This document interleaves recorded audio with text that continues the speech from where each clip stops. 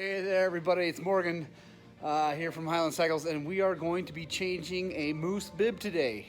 Today will be a Nitro Mousse.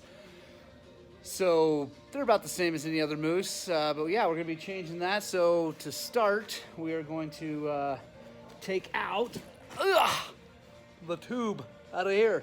So yeah, like anything else, take that out like you normally would, however you do that. Don't have to be careful because you're just going to chuck it or use.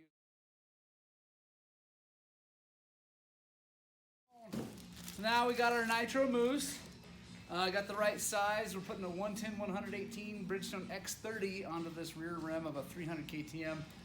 And if you go to their application guide and look it up, it actually takes a 120 mousse. So we got the 120. It's the NM18305 is their part number, but that is the 120 mousse. And here's the lube that comes with it. We're gonna get rid of that. So get your doctor's gloves on, and Murphy's tire soap. Get lots of it. That's the nice thing about Murphy's, is it's cheap enough that you can feel good about using a whole bunch of it. Lubrication is always your friend in all things of life. I talked to the Nitro Mousse people. You know, we've got a live show that we talked about them, and they were on with us, and they definitely recommend to use their lube. They say it's good. I'm sure it's fine, but I personally, honestly, just don't think they give you enough of it. And I think this holds up better, especially in our dry climate here. Maybe in a wetter place it wouldn't. That lube everywhere.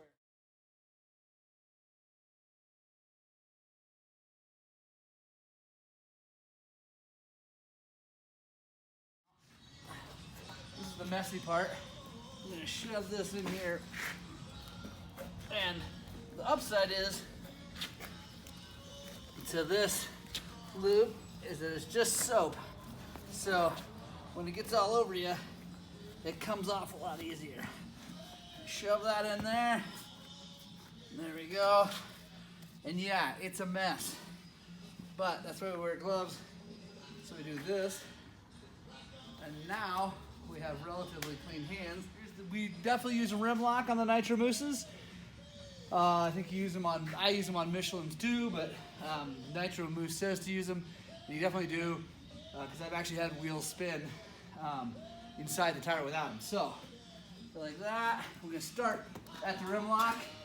Gonna come up, tuck that thing in there, get your two best tire irons, and start working your way around.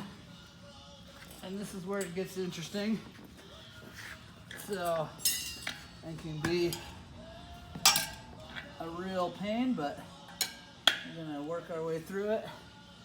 There we go.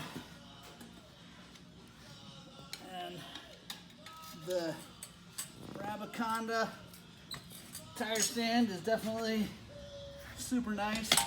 Makes this a little bit easier, but it's also $300 and something. And this one is $65. So I use it.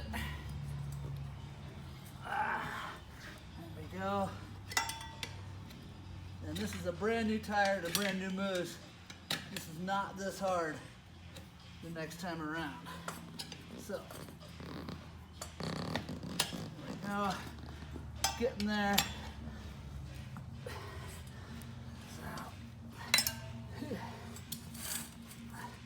And it gets hard like that. Sometimes you're taking too big a bite, so you scoot over a little bit. There we go.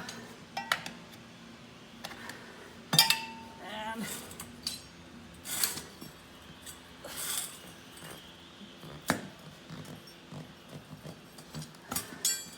one real nice thing about mousse installation is that you don't have to worry about pinching anything, so you can be ham-fisted with it. Now we need to get the bib and mousse down over the rim like that. What I do is with the arm, that way I come straight across and then clock at about, I'm gonna call that 40 degrees, I don't know, something. So then, with this style stand, we take our worst tire iron, it's got a broken tip from me probably doing this, and use it over here as the holder. And that's where this little guy goes like that, acts as your extra hand. And then we're gonna do one side and then the other side. And I always start on the side away from the rim lock. So then we take another iron, go like that. And then we put your foot up on there. And we start working our way around. You can kind of work your foot around a little bit to hold that. And just like a normal tire change, you work your way around. This side's obviously going to be easier than the other. And we're going to start away from the rim lock up here. Going to work in about as far as you think you can. Get that down. Then foot again. Hand over here. Work your way towards the rim lock. Let's see why we do it last. It's going to start getting hard. And this is where the stand comes in extra super duper handy. You can come over here. You can force the bead down in the tire. You start getting that down in there so that you can get this around. I forgot, that's our broken one. So there, go like that. There we go, you can see the tire sucking in there like it's supposed to.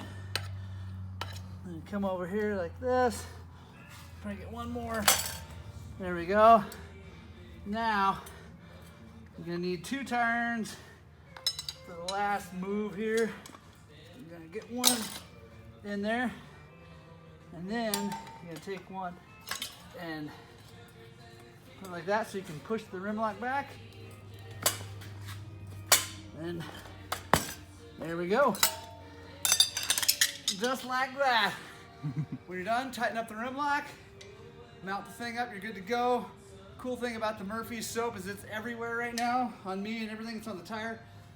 But when you pressure wash it or spray it down, it goes away, ping, because it's soap. That's the big concern for people because it's in the tire. They think if they get in the wet, then it's going to go away. And probably back east, if you're riding in a ton of wet stuff, it might. But out here in the dry climate, it's not really a problem. And I've run tires for 30 hours, 25, 30 hours, pulled it off, and the mousse has been still nice and greasy. So yeah, hope you enjoyed. If you like what we do, subscribe. I'm gonna put a little bubble somewhere around here on the YouTube thing. And then yeah, subscribe to our channel, please. It helps a lot. If you like it too, share it with your friends. If you want to make fun of me, that's awesome. Comment below, do all those things, like, share, all the things that the socials do. Have a good one and ride your dirt bikes!